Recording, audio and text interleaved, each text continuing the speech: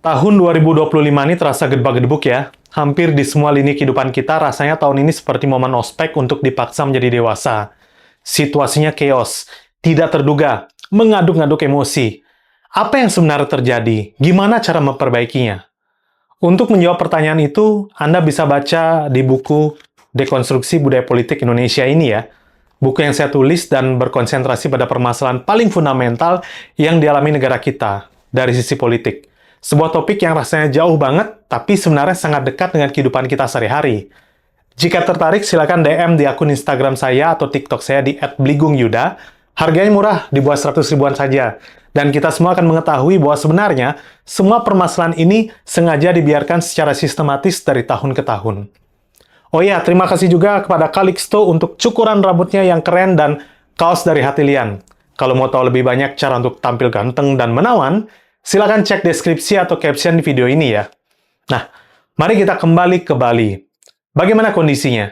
Sepanjang tahun 2025 ini, situasinya tidak jauh berbeda. Bahkan lebih sering, Bali menjadi semacam etalase paradoks dari yang seharusnya ideal, tapi kenyataannya itu enggak. Banyak luka-luka kecil yang dibiarkan, sampai akhirnya menjadi luka besar, yang sulit disembunyikan. Dalam 12 bulan, Bali tidak lagi hanya bicara soal pantai, sunset, healing, dan lainnya. Bali berubah menjadi panggung kegelisahan.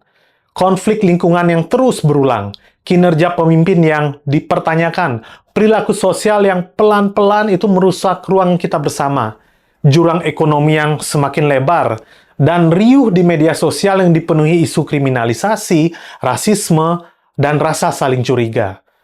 Menuju akhir tahun 2025, kita berkali-kali menyaksikan Bali terendam. Sungai-sungai meluap, rumah-rumah kemasukan air, gang-gang kecil berubah jadi aliran air dadakan. Jalan utama lumpuh, dan banjir itu selalu diberi penjelasan yang sama, karena hujannya deras. Padahal kita tahu, ini bukan semata soal hujan. Ini soal bentang alam Bali yang perlahan kehilangan kemampuannya menyerap air. Sawah-sawah yang dulu menjadi paru-paru pulau berubah fungsi menjadi villa, hotel, dan bangunan komersial. Tanah yang dulu menyimpan air kini ditutupi oleh beton dan aspal. Setiap hujan ekstrim itu menjadi pengingat pahit bahwa tata ruang kita bermasalah. Daya dukung lingkungan diabaikan. Kita sendiri terlalu lama memperlakukan alam sebagai komoditas, bukan sebagai sistem hidup yang harus dijaga keseimbangannya. Dan ketika keseimbangan itu rusak, alam itu bereaksi seperti biasa dan masyarakat itu mendapatkan akibatnya. Sebelumnya, krisis air bersih makin terasa. Sungai-sungai di beberapa desa mengering, debit air tanah menurun, sampai beberapa warga harus menempuh beberapa kilometer untuk mendapatkan air.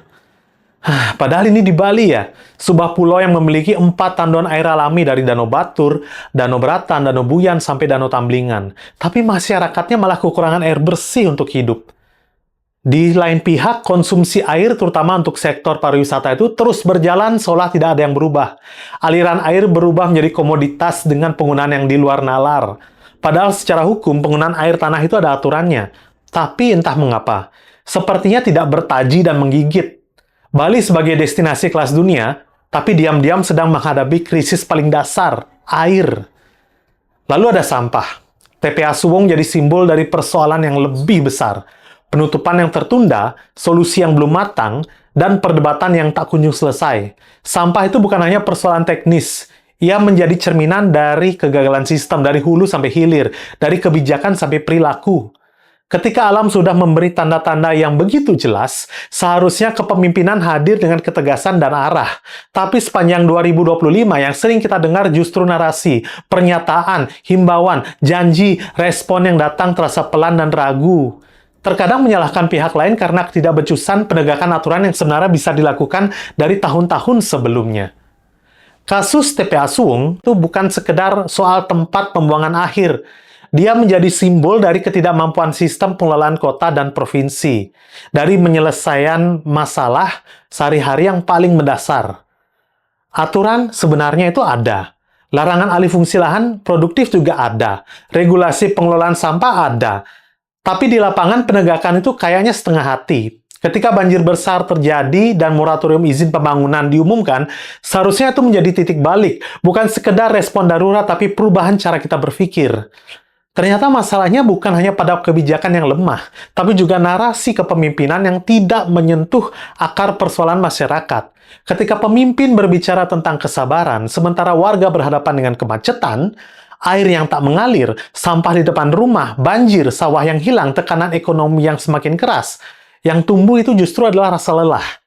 Di tengah semua itu, ruang adat yang selama ini kita banggakan sebagai penyangga nilai juga menunjukkan retaknya. Beberapa kasus desa adat menjadi contoh nyata. Konflik adat yang berlarut-larut menyangkut tanah, otoritas, dan legitimasi dibiarkan tanpa penyelesaian yang menenangkan. Negara tidak hadir dengan tegas. Pihak yang diharapkan mampu menjembatani permasalahan karena ada istilah desa adat di institusinya, jarang hadir di lapangan dan kerap justru mengeluarkan narasi yang dinilai banyak pihak tidak sesuai dengan kenyataan sosial hanya melalui seremonial yang jauh dari sumber konflik.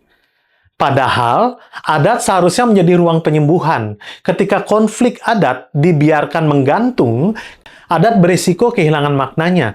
Kita akhirnya bertanya apakah adat masih menjadi ruang keadilan atau perlahan bergeser menjadi alat legitimasi politik yang jika tidak sesuai pilihan hati, maka haknya bisa tercabut dengan semena-mena. Di sisi lain, kita juga harus jujur pada diri sendiri. Masalah Bali bukan hanya soal pemimpin, ini juga soal perilaku kita sebagai masyarakat. Setiap kali kita melihat banyak yang membuang sampah sembarangan, setiap kali naik motor, kita naik ke trotoar karena nggak sabar nunggu macet.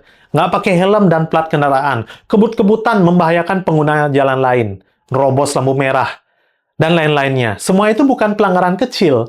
Itu adalah tanda ketidakpedulian kolektif terhadap ruang bersama.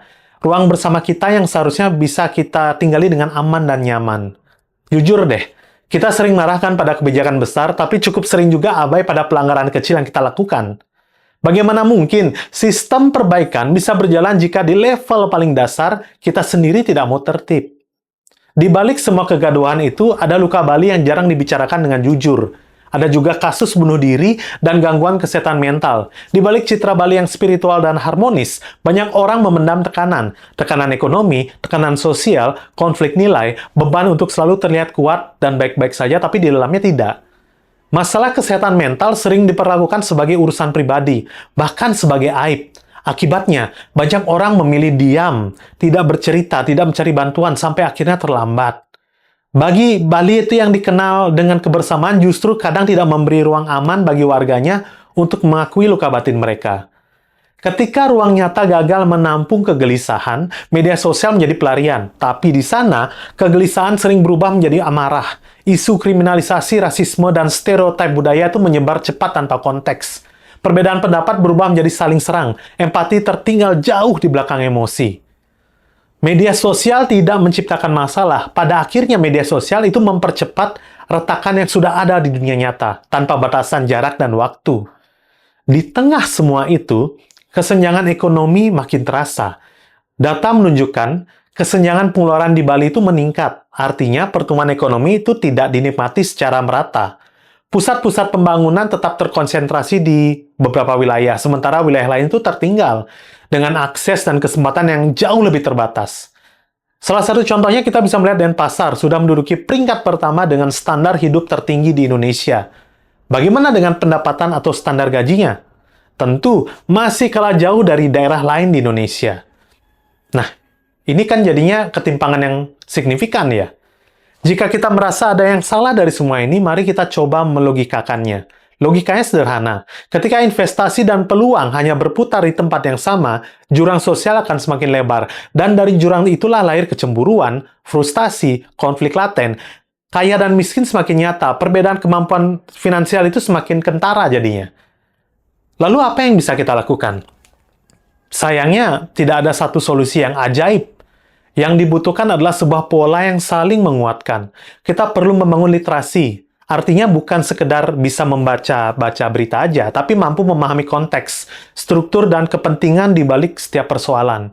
Kita perlu kemampuan menganalisa dan mengkritisi dari setiap konteks yang telah didapatkan, agar kita tidak mudah terpancing narasi dangkal, agar mampu membedakan fakta dan opini, agar bisa menilai kebijakan dengan kepala dingin, serta bisa meminta tanggung jawab secara objektif pada setiap kebijakan yang tidak berpihak pada masyarakat. Kepemimpinan itu juga harus berhenti sekedar bernarasi, berhenti sekedar membuat seremoni, mengagungkan ritualitas sebagai arena politik sampai menyatakan bahwa keputusannya pasti dan selalu benar tanpa berani dikritik. Berhentilah di tahapan itu. Di saat yang sama, penegakan hukum harus hadir dengan tegas dan konsisten. Aturan tanpa penindakan itu hanya akan menjadi hiasan. Aturan itu harus dijalankan. Keputusan harus ditindaklanjuti. Keteladanan harus ditunjukkan. Tidak pada masyarakat aja ya, tapi pada semuanya. Pemimpin daerah juga. Aparat penegak hukum juga. Nggak ada yang spesial, karena di depan mata hukum, semua adalah setara. Kalau masih ada yang mempermainkan hukum, maka itulah pengkhianat sejati dari jati diri Bali sesungguhnya. Bali di tahun 2025 mengajarkan banyak hal penting. Tempat yang katanya the last paradise, surga terakhir di dunia bahkan bisa terluka jika kita hanya melihatnya sebagai objek semata dan berhenti merawatnya. Ini bukan cerita tentang siapa yang salah dan benar. Ini cerita tentang siapa yang masih mau bertanggung jawab. Selamat tahun baru 2026 dan semoga kegelisahan di 2025 tidak ikut-ikutan di tahun yang baru ini ya. Saya Bligong Yuda dan inilah sesi Tukar Pikiran.